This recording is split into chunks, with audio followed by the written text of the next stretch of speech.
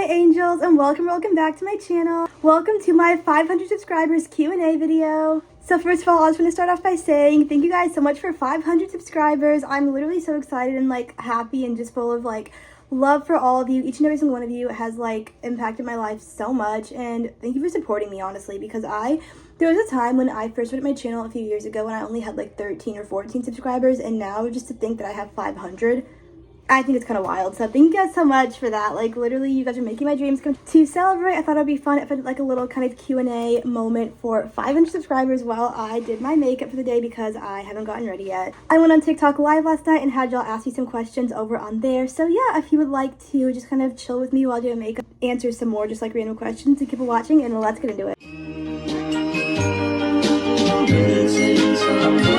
Missing someone.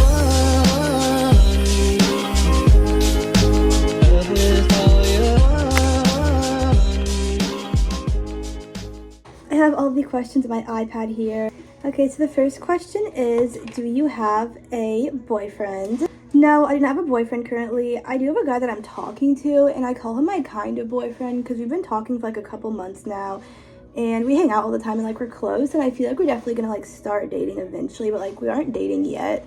There's honestly low-key so much lore behind that I could probably get into, but I met him on Tinder.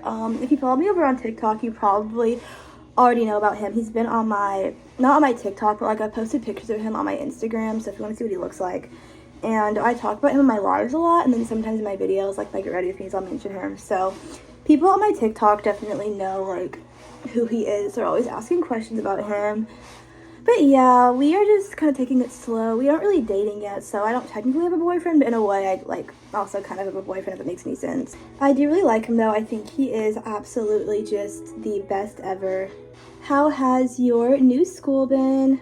It has honestly been so good. I absolutely love Georgia Southern, and I plan on making a video at some point with just Georgia Southern Q&A questions, or pros and cons of Georgia Southern, because people have asked me about that question, because they're thinking about going here, or just would love to know more information, and ask me specific questions about Georgia Southern, and transfer questions as well, since if you didn't know, I am a transfer student. I went to Tennessee State last year, then I transferred at over the summer, so I started this year, my sophomore year at Georgia Southern. Yeah, really no complaints so far. I really love it, actually. I mean, I was expecting to like it, honestly. This was a school that I really wanted to go to out of high school. It was my number 1 or number 2 choice on my top 5 colleges list that I had. So I mean, I had a feeling I was gonna like it, but I actually really just love it. I mean, I really just genuinely love it so much. The football games are so much fun. I just love going out with my friends. The thing is, Statesboro that's my college town. It's kind of a smaller area, I guess. The town itself is small, so there isn't a ton to do, but I feel the school itself has stuff to do, and there's different places you can go out to, and parties and frat parties and stuff for going out on the weekends. So I definitely feel people around here keep themselves entertained. And there is Savannah, which is about an hour away, that people will go to sometimes if they want just a change of scenery instead of just what Statesboro has to offer. So yeah, I definitely really like it. If you guys have any specific questions about Georgia Southern, or about being a transfer student, and transfer student specific questions about Georgia Southern, anything like that, definitely let me know. Comment them in the comments, and I'm planning on making a TikTok about it too, but I'll probably make another YouTube video similar to this one at some point, just kind of answering more transfer specific and Georgia Southern specific questions. Definitely so far though, I would 100% recommend Georgia Southern to anyone who wants to go here or who is looking at it. I really like it. I think everyone here is super nice, super sweet, and just the vibe and atmosphere overall is just great. And also the campus is really pretty, so that is also a plus. Still just trying to figure out why I always go so heavy on the blush.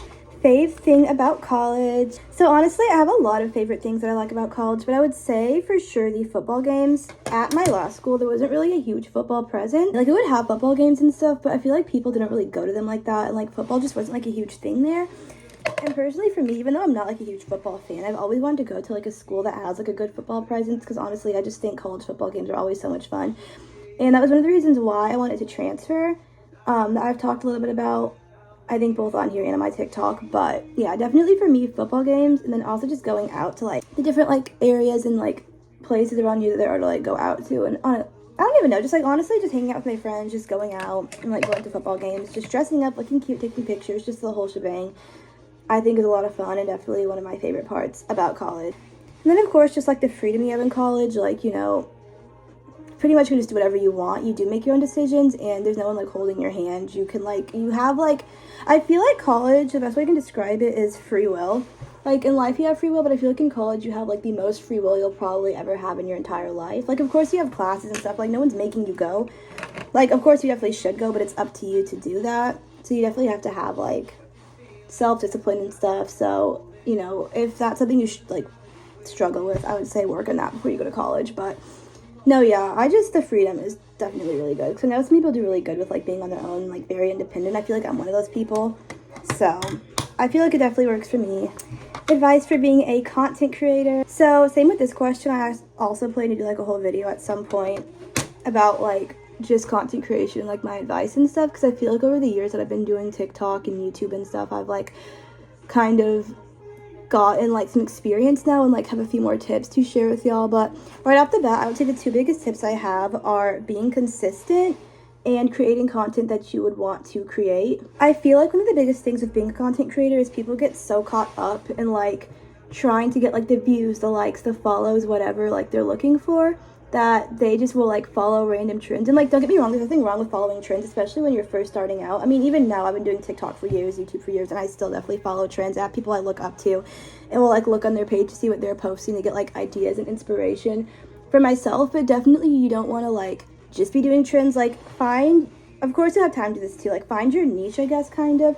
So for me, I would say that's get ready with me's, and then just like fashion and like beauty/lifestyle content. I'm really into all of that kind of stuff and like those things. So find what works for you and like what content you like creating the most, like regardless of viewers or whatever, and what feels right to you. And I promise you, even if it's not like something that's popular at the moment or trending, you will have the right audience that will come to you at the right time and at the right point. And then also, like I said, just being really consistent with it. I think some people also make the mistake of just starting out and like if they don't automatically see what they want to see, like the numbers they want to see and stuff at the beginning, then they like kind of fall off and like get discouraged and like lose motivation. I definitely get that. It is really easy to do, but don't give up, y'all. I promise. Like as cliche as it sounds, you just really have to do it for a while. Like even me, like I've been doing YouTube since I was like 13/14, and I'm just now starting to like get more subscribers, and like I just hit 500 subscribers, you know, even though I've been doing it for a while. Probably like 4 years now, 3 or 4 years now, because I'm turning 19 on Wednesday. So yeah, but definitely it takes time. You just have to be really, really consistent. Keep pushing up that content. You don't have to have like a content creating schedule necessarily. Like you can, but you don't have to. Like for me, I used to have one when I first started out, but now I just really kind of post whenever I want. I try to post at least 2 to 3 times a week.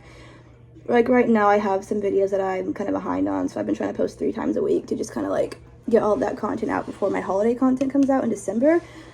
But yeah, really just like do whatever works best for you. Because like ever since coming to college, I've realized having a schedule, like a really consistent schedule that I stick to, is a lot harder to do because I have classes, I have, you know, a social life and just things I have to keep up with. And like I also have my TikTok, my Instagram that I like post on. So yeah, but definitely just do whatever works for you and works best for you. And over time you will kind of like, I guess, figure that out more and more along the way. Also, same with this question. If you have any like specific questions about content creating, like specifically, then let me know, because I do plan making a whole like YouTube or TikTok about that. Maybe both, who knows. This coffee is so good today. Favorite Alani flavor? Definitely the Juicy Peach. I absolutely love that one so much, which is weird because usually I'm not like a huge peach girly. I'm usually like an orange girly, but with the Alanis, I just love the peach. I haven't tried all the flavors yet that I would like to try, but next to the peach, they don't make it anymore. It was just like a special limited time edition one, but the Kamade one, like it's kind of like strawberry lemonade almost. That one was really, really good. And then I also like the mimosa one. Those are the only 3 that I've tried so far, but I really want to try the Dreamsicle and the other one too. I think it's like another kind of like orange flavor because like I said, I love like orangey citrusy stuff. Would you ever do content creation full time? Yes, I definitely would. It's kind of like my goal in life to do content creation full time to like a certain extent. Like, it definitely wouldn't be my, like, only job that I have because I'm in school for public relations. That's my major. So I really want to be, like, the PR manager for, like, a big makeup or beauty brand one day or, like, fashion brand. Like Drunk Elephant, Princess Polly, Aritzia, I don't know, just to name a few. Love Shack Fancy, Kendra Scott. But, no, definitely content creation, like, as my kind of, like, I guess then it's not like a full-time job. Like, it also kind of is, because I feel like it goes into the same category since PR is also underneath content creation. And on top of that, I really want to open my own, like, boutique as well, because it's been my dream my entire life to, like, do something along the lines of, like, opening my own fashion boutique or clothing store, like, online clothing store. So, be, like, a little entrepreneur. I feel like that could be really fun. I don't know when I'm doing that, but, yeah, at some point in my life, I really, really want to try to make that dream come true. But yes, if I can ever do content creation full time, I definitely would want to. I feel like that would be so fun. I got a few questions asking about my workout routine. So I haven't been to the gym in like a hot minute, I'm not gonna lie. I haven't been in like a couple weeks, I think, maybe like a week and a half, 2 weeks. But when I do go to the gym, I usually do about an hour, 30 minutes to an hour on the treadmill, just like walking. Sometimes I'll run as well. It really just depends on the day and like what I'm feeling. But lately I've kind of just been walking. I haven't really been doing too much running recently. But always some sort of cardio is what I start off with. Sometimes with the Stairmaster as well. And then I always do abs after. Usually a Pamela Reif or Lily Sabri workout. I absolutely love Lily Sabri's workouts. I think they're so good.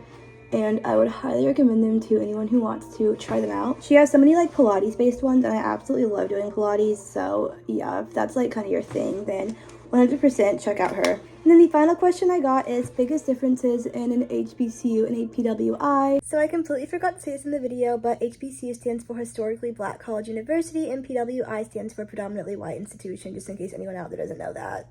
I absolutely love this question. I feel like I could honestly make a whole like 30-minute video just dissecting all the differences and talking about it and like the differences between even like Georgia Southern, which is a PWI like that I go to now, and then my last school that I went to, Tennessee State, which was an HBCU. So if you guys would like me to do that at some point, if you're interested in that, let me know. Drop any specific questions down below that you would like me to answer. But definitely I would start right off the bat. One of the biggest differences that I've noticed is I feel like HBCUs are a lot more like lively. That's not to say that PWIs aren't lively, because like the school I go to now, it definitely is lively, but I feel like HBCUs are like a different type of lively. Like we would have this thing we did every Wednesday called Courtyard Wednesday, where like all the sororities, fraternities, different organizations and clubs, and like people who own small businesses on campus would come together and just kind of like set up tables, and like there's always food trucks and live music playing and people dancing, DJs, bouncy houses even sometimes. They'd have like other things, like other activities you could do. So stuff like that definitely is like, because like they have stuff like that at the school I go to now, but not as often. And then like when they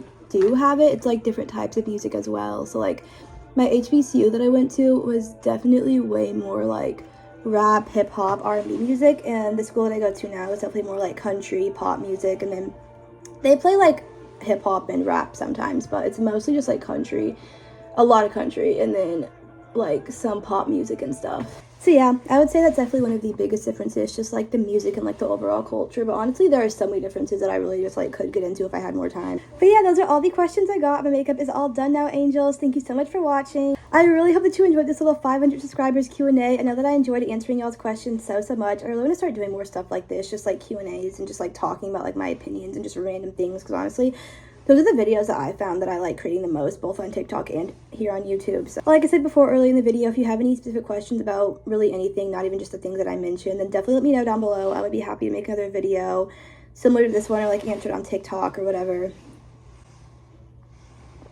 But yeah, thank you so much again for 500 subscribers. You guys literally are making 13-year-old Miriam's dreams come true. Like if she saw me today right now making this video about reaching 500 subscribers, we're halfway to 1,000, then she would probably start bawling her eyes out. But yeah, I really do appreciate you guys, each and every single one of you, so much. And if you haven't already subscribed, definitely consider it. It's a good time over here. I'm trying to make YouTube one of my like main platforms, because I feel like right now I definitely have the most engagement and followers on TikTok, and then second Instagram, but definitely TikTok is my biggest one. I have like almost 20K over there, which is crazy. But yeah, if you came from TikTok, or if you're just now finding my channel, definitely consider subscribing. It is such a good time over here, and I love growing our little family. If no one told you today, I'm so proud of you, and I love you all so much. I will see you in my next video. Bye, loves!